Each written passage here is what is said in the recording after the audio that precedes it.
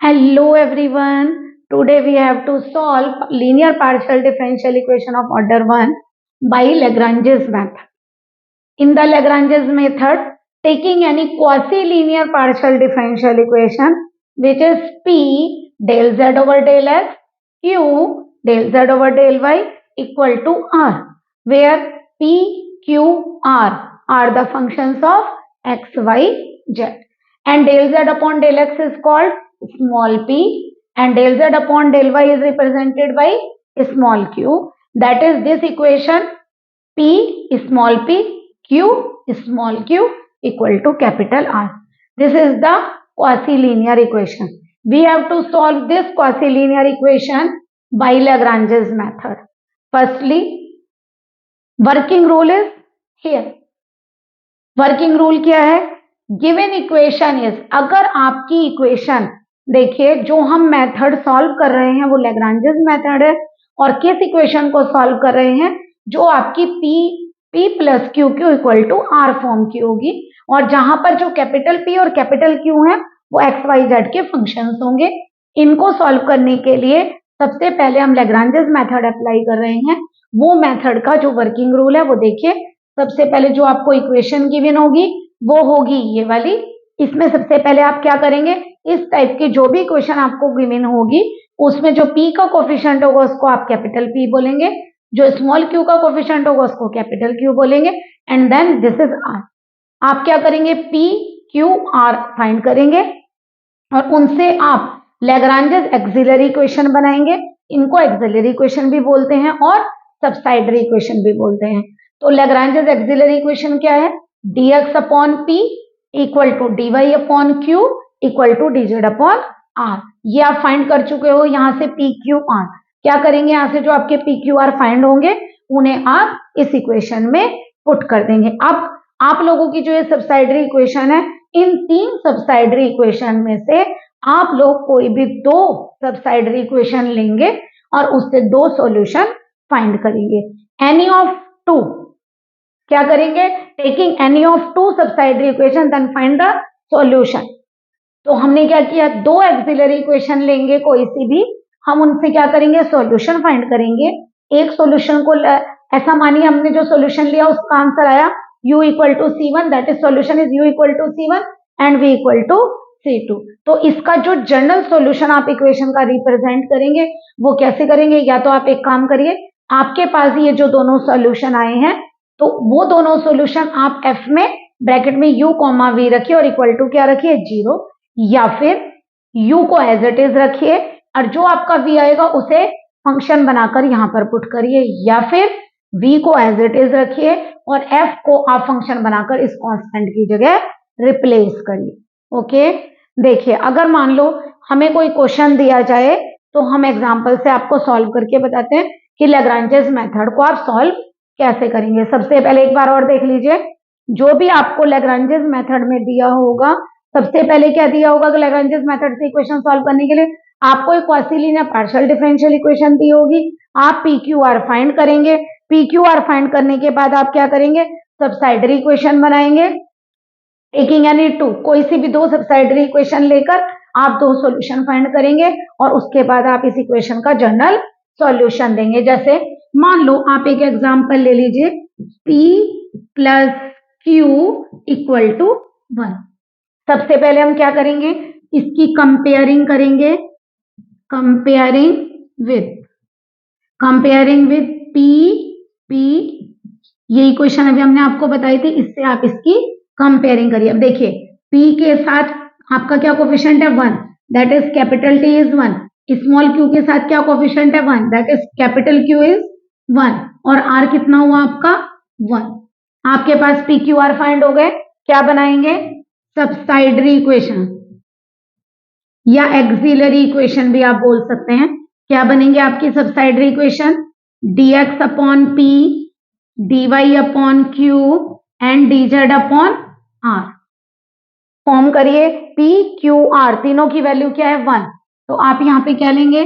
dp upon 1, sorry dx upon 1, dy upon 1 and dz upon 1. अब taking any to, taking first and second auxiliary equation, that is dx upon 1 dy upon 1 implies क्या हुआ, dx equal to dy।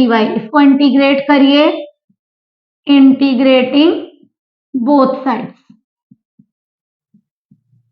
ये होगा आपका x, ये होगा y और plus constant लीजिए integration c1, that is solution is x minus Y equal to c1। आपका एक सॉल्यूशन फाइंड हो गया, जो हमने आपको बताया था u इक्वल टू c1।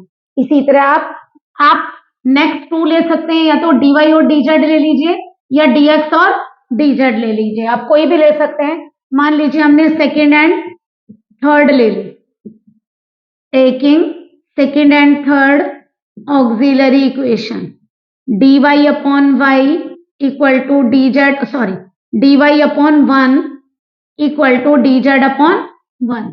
तो dy equal to dz integrate करिए,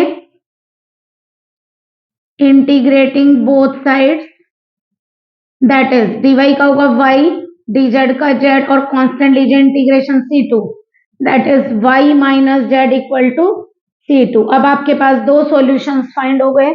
ये जो दो सॉल्यूशन है, इन तीनों में से आप किसी एक में आंसर दे सकते हैं, बट हम आपको तीनों लिखना सिखा देते हैं, आप कैसे लिखेंगे। तो अगर आप लोगों को जनरल सॉल्यूशन लिखना होगा तो आप क्या लिखेंगे, f फर्स्ट सॉल्यूशन जो कांस्टेंट के इक्वल है c1 के, और सेकंड सॉल्यूशन जो है c2 के इक्वल है। क्या करेंगे, ब्रैकेट में लिखिए x minus Y and y minus z equal to 0। या तो आप जनरल सॉल्यूशन ऐसे दीजिए या ऐसे दीजिए, ये फंक्शन लीजिए x माइनस वाई, इस कांस्टेंट की जगह पर इसको आप फंक्शन बनाकर रिप्लेस करिए, that is f1 y minus z, या f भी लिख सकते हैं।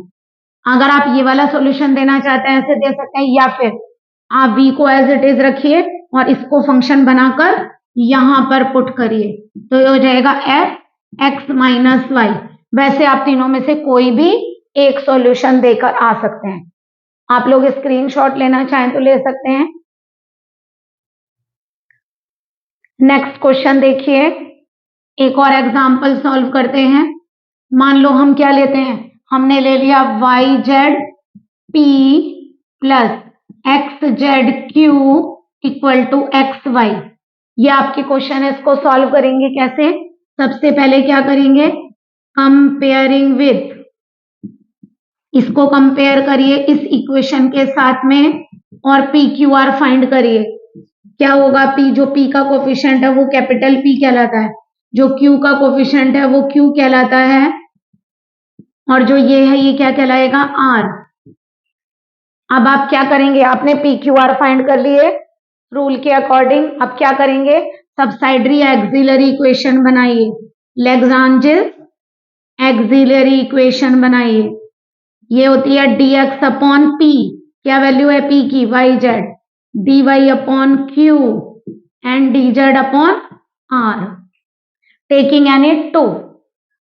फर्स्ट एंड सेकेंड ले लेते हैं, taking first and second auxiliary equation dx upon Y Z dy upon X Z, Z से जेड कैंसिल हो जाएगा और ये आ जाएगी आपकी dx अपॉन वाई और dy अपॉन एक्स, जेड से जेड कैंसिल हो जाएगा। आप क्या करेंगे, वेरिएबल सेपरेबल में x इधर लीजिए, क्रॉस कर लीजिए, तो आपकी इक्वेशन हो जाएगी x dx equal to Y dy। Variable separable से क्या किया हमने, वेरिएबल को सेपरेट किया एंड देन इंटीग्रेट। अगर हम इनका इंटीग्रल करेंगे क्या होगा, X square by two equal to Y square by two. आप लोग अगर आप यहाँ पर कांस्टेंट लेना चाहें तो c1 अपॉन 2 भी ले सकते हैं, उससे क्या होगा, आपका 2 कैंसिल हो जाएगा और आंसर आ जाएगा X square minus Y square is equal to c1। थोड़ा इजी हो जाएगा। इसी तरह अब आप एक काम करिए, आपकी मर्जी है, आप फर्स्ट एंड थर्ड भी ले सकते हैं एंड सेकेंड एंड थर्ड भी ले सकते हैं। चलिए इस बार हम फर्स्ट एंड थर्ड ले लेते हैं, फर्स्ट एंड थर्ड। अगर हमने ये दोनों लिए तो क्या आएगा, dx upon Y Z equal to dz upon xy। देखिए y से y क्या हो जाएगा, कैंसिल, ये y कैंसिल हो गया, x क्रॉस कर लीजिए वेरिएबल सेपरेबल से, x dx और z dz, इसको इंटीग्रेट करेंगे क्या आएगा, x square by 2 equal to Z square by 2, और यहाँ आप कॉन्स्टेंट c2 बाई 2 ऐड करिए, 2 कैंसिल हो जाएगा, X square minus Z square is equal to क्या आ जाएगा, c2। आपके पास दूसरा सॉल्यूशन भी फाइंड हो गया। अगर आपको जनरल सॉल्यूशन फाइंड करना है तो कैसे करेंगे, आप वैसे कोई सा भी एक लिख सकते हैं, बट तीनों लिख कर दिखाते हैं। फर्स्ट क्या होगा अगर आप लिखना चाहें, फर्स्ट क्या होगा, f, first solution comma second solution equal to 0। अगर आप सेकेंड टाइप लिखना चाहे तो क्या लिखेंगे, इसको फंक्शन बनाकर यहाँ कांस्टेंट की जगह रिप्लेस करिए, X square minus Y square is equal to F X square minus Z square, या फिर इसके प्लेस में ये जो कांस्टेंट है ये फंक्शन में यहाँ से रिप्लेस करिए, X square minus Z square, ये एज इट इज, और c2 की जगह इसे फंक्शन बनाकर पुट करिए, F X square minus Y square.